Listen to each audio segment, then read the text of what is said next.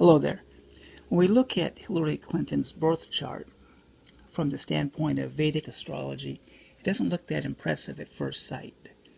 And even if you look at the Western astrology chart, also, you wouldn't maybe think that someone who had such a impressive career so far, and now the nominee to be the U.S. president, it's not really, you might not see it indicated on the chart at first glance. She does have, on the Western chart, she does have Jupiter in domicile in its own house in Sagittarius, but she has two planets in detriment, Venus and Saturn, and the aspects, I'm not an expert on the Western aspects, but they don't look any particularly outstanding either.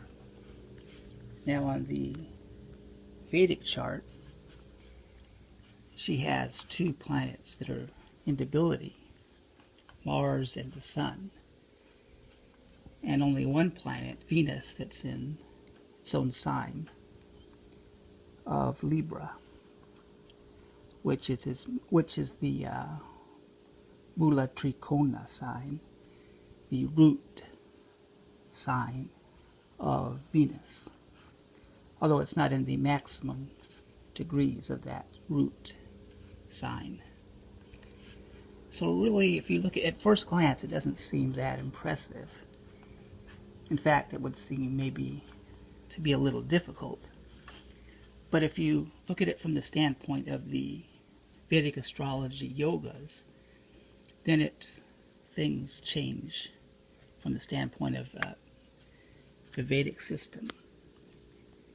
Because when you look at the debilitated planets, especially Mars, there's a particular yoga called Neechabhanga Yoga. And that's a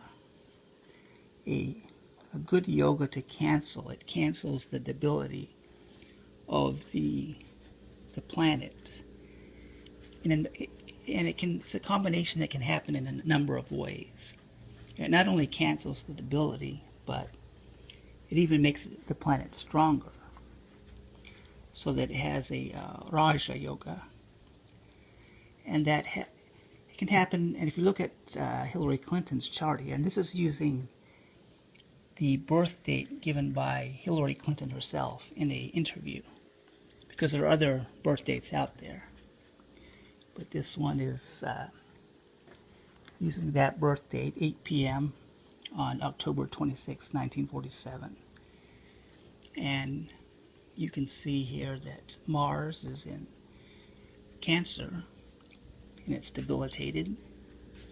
But that debility is canceled in a number of ways. For example, if the debilitated planet is in a Trikona sign, that's a triangular relationship to either the ascendant or the moon, that would cancel the debility. So you can see that Mars is 5 signs from the moon. That's a triangular relationship. The first sign, the 5th sign, and the ninth sign would be a triangular relationship with the moon. So that's a Raja Yoga. So that's one. Now also, it's not in a good relationship to the ascendant, but the debility lord, the lord of the debility sign of Mars, which is the moon, is in a good relationship to the ascendant. It's in the 10th house, which is an angular relationship to the ascendant. And it's also, of course, in a good relationship to itself. The moon, it's the moon, and also it has that you could say it's in the first and the first house from itself, so it cancels again the debility of Mars. And there are other ways as well. The exaltation lord of Mars, which is Saturn, that's also in a good relationship to the moon, being that it's in a triangular relationship to the moon. And in addition, it has an aspect on Mars because it's conjunct with Mars. And that also cancels the debility of Mars. And if that wasn't enough, there are other ways it gets canceled.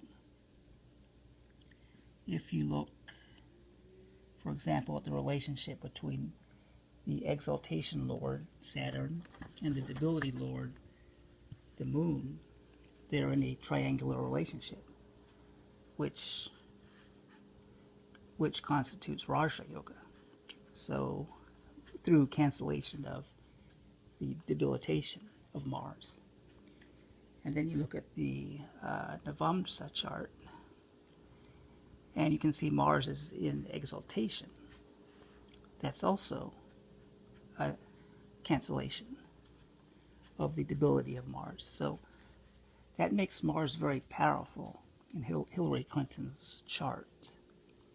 Now, probably when these planets are debilitated, they still will give bad effects. It's sort of like a what doesn't kill you makes you stronger type of thing.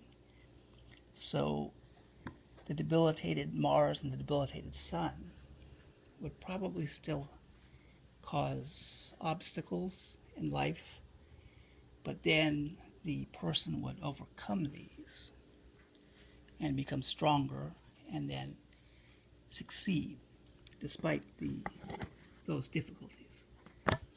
And with Mars and the Sun, those are two strong male planets. Their natural signification would be very male-type planets, while Venus, on the other hand, it's in its own house in the Lagna chart, but in the Navamsa chart, it's also in its own sign, Taurus, Libra, and in Taurus. So it's quite strong. Now Venus is the natural it's the natural indicator of women.